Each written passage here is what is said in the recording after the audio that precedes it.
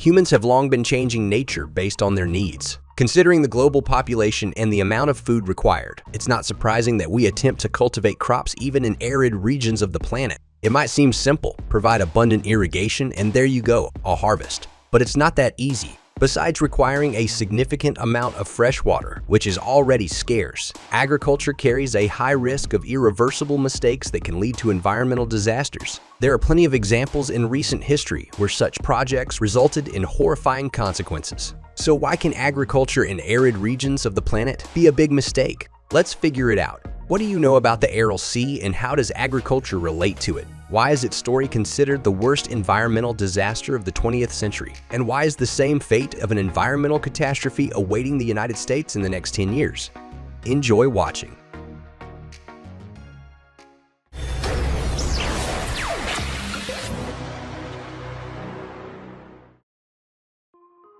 The account of this tragedy can be traced back to the 1950s, when the Soviet Union decided to transform Kazakhstan and Uzbekistan into vast cotton plantations. Cotton cultivation requires abundant irrigation, so they dug numerous irrigation canals from the Amu Darya and Sir Darya rivers. The problem was that these two rivers were the sole source of water inflow into the Aral Sea. At that time, it was the fourth largest lake in the world, often referred to as a sea due to its high salinity and enormous size. By the early 1960s, water began flowing through the canals, but due to lack of proper lining, more than half of it went into the ground before reaching the fields. During the 1961 to 1970 period, the Aral Sea lost a third of its inflow and its water level dropped by 20 centimeters annually. The situation worsened in the 1970s. In an attempt to impress Moscow, Uzbekistan promised an unrealistically high cotton harvest, from 3 to 6 million tons per year. Cultivated areas kept expanding and water consumption exceeded all reasonable limits. By 1980, the water had receded tens of kilometers away from the former ports of Aralsk and Minac. Fish factories closed down, fishing fleets lay stranded on dry land, and hundreds of thousands of people immigrated.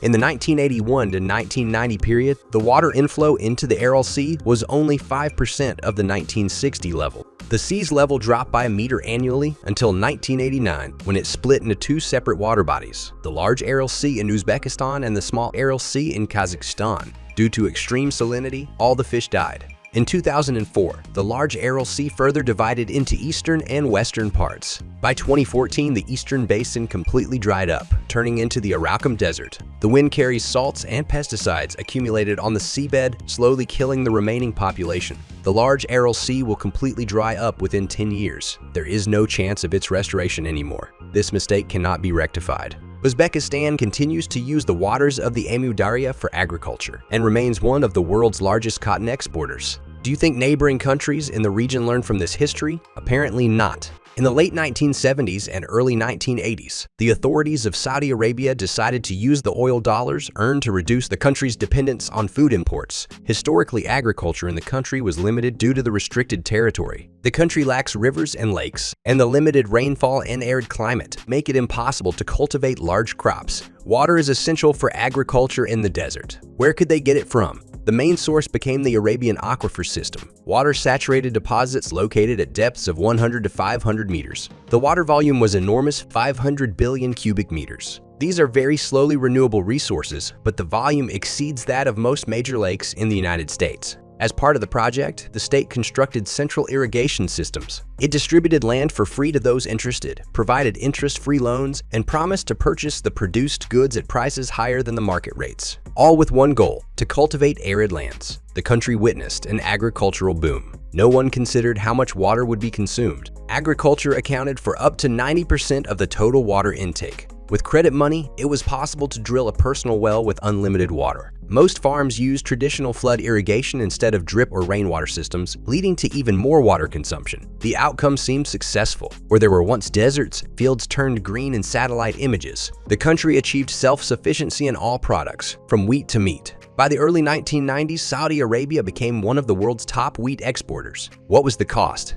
It was staggering. In 25 years, the Arabian aquifer system was depleted by more than 80%. By the late 2000s, Saudi Arabia recognized its mistake and was forced to abruptly shift to a different model. Today, it is the world's largest land buyer in other countries exporting its produce. Agriculture in irrigated areas is dying. Scientists say that it will take another 50 years before the aquifer can be replenished. Once again, the world has learned that irrigation in arid regions is a dangerous idea and can lead to a catastrophe on a national scale. Will the lesson from Saudi Arabia help save the Colorado River Basin and water reserves in the western states of the United States? Perhaps, although the situation is currently far from encouraging. The year 2022 was shocking for the residents of California. The two main water reservoirs of the region, Oroville and Shasta Lakes, dried up by more than half. In 2021, for the first time in 50 years, a hydroelectric power station here had to be shut down. There wasn't enough water to turn the turbines. But it's not just California's suffering. All the western states are on the brink of a water catastrophe. The symbol of the region, the Colorado River, has shrunk by 20%.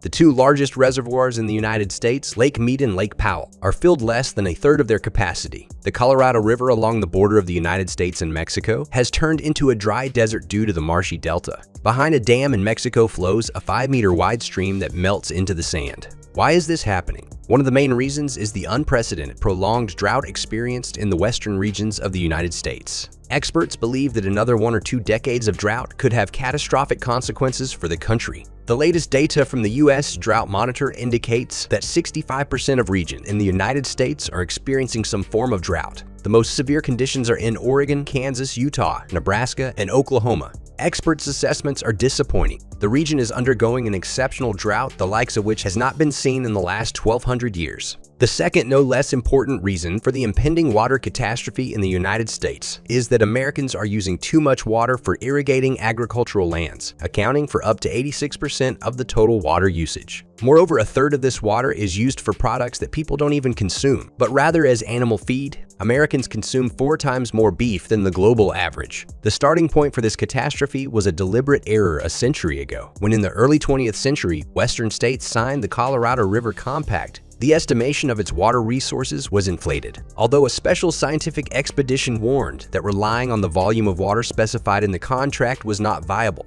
the agreement continues to be in effect. Each state continues to choose its allocated water, and the Colorado River continues to dry up. If this continues, the western states of the United States might face a fate similar to that of the Aral Sea in Saudi Arabia. However, we believe that this can be avoided. If agriculture in arid regions is so dangerous in the long term, why do we continue to do it? Why have mistakes leading to global catastrophes become the norm? Perhaps it's time for us to find a different approach and realize that we need to treat water resources more responsibly, especially in the context of global warming. If we don't start using the planet's allocated resources wisely, sooner or later, our mistakes could lead to a planetary scale disaster, and it might be too late. Therefore, it is essential to start improving the situation right now. Write in the comments what you think about this upcoming US disaster and how it can be solved. Don't forget to like this video and subscribe to our channel. Also, check out our previous videos. See you later.